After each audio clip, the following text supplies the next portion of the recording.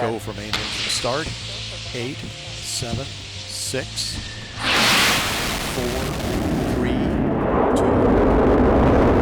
2, 0, and liftoff for the final launch of Endeavour, expanding our knowledge, expanding our lives in space.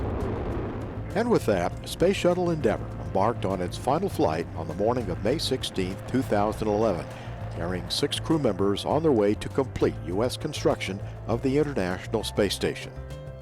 Under the command of Mark Kelly, pilot Greg Johnson, and mission specialists Mike Fink, Greg Chamatoff, Drew Feustel, and the European Space Agency's Roberto Vittori headed to orbit.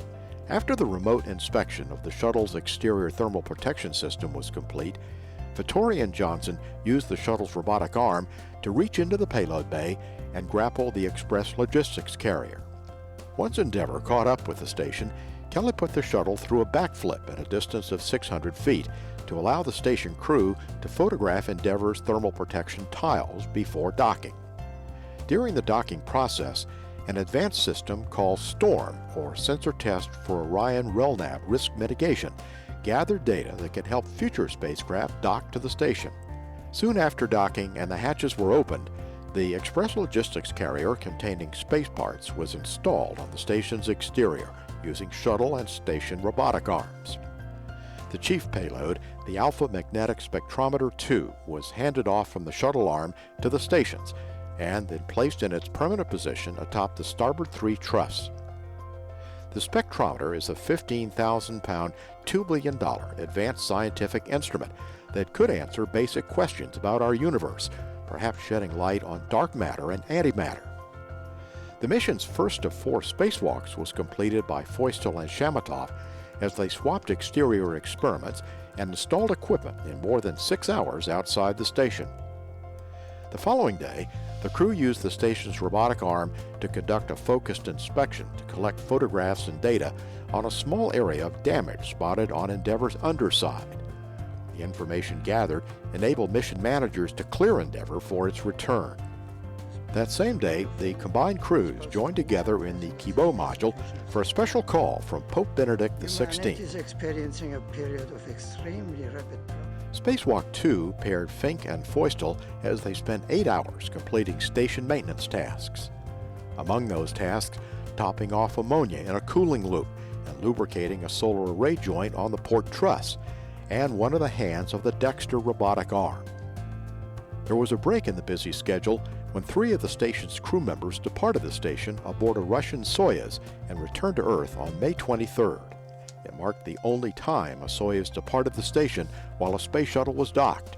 The following day, the remaining combined crew of 9 had time to complete some interior maintenance around the station. The 3rd spacewalk was once again conducted by the team of Fink and Feustel. Performing a number of tasks in just short of 7 hours, the spacewalkers left the Canadarm2 closer to having a new base of operation, which will give it access to much of the orbiting laboratory's Russian segment. After the docked inspection and clearance for Endeavour from Houston, the 4th and last spacewalk was conducted by Chamatoff and Fink. The outing marked the final spacewalk by Space Shuttle crew members. Among the tasks in their almost 7.5 hours of work, the spacewalkers attached the shuttle's boom sensor to the station, making it the final major U.S. piece to be added to the orbiting laboratory. In behalf of the STS-134 crew and the Expedition 27 crew, space station assembly is complete. With construction complete and supplies delivered during 11 days of joint operations, the 2 crews said goodbye and the hatches were closed between the 2 spacecraft. After undocking, the shuttle completed a fly-around, providing amazing images of the fully completed station. Fink, who during the mission became the U.S. astronaut with the most time in space, later described the crew's feelings looking at the completed station. And I think we all should be really impressed how big and magnificent that space station is. We were impressed. We were excited like 5-year-olds at a roller coaster park. I mean, it was pretty impressive. The STS-134 crew performed an additional test of the STORM equipment during a rendezvous exercise before backing away from the station. Endeavour's final return to Earth came in the overnight hours as its ghostly outline, lit by the runway's xenon lights, appeared out of the darkness at 2:35 a.m. on June 1st. Houston, Endeavour, we'll stop. 122 million miles flown during 25 challenging space flights. Your landing ends a vibrant legacy for this amazing vehicle that will long be remembered. Welcome home, Endeavour. After 16 days of a demanding and busy mission, the crew members greeted well-wishers at the runway and received congratulations for a job well done.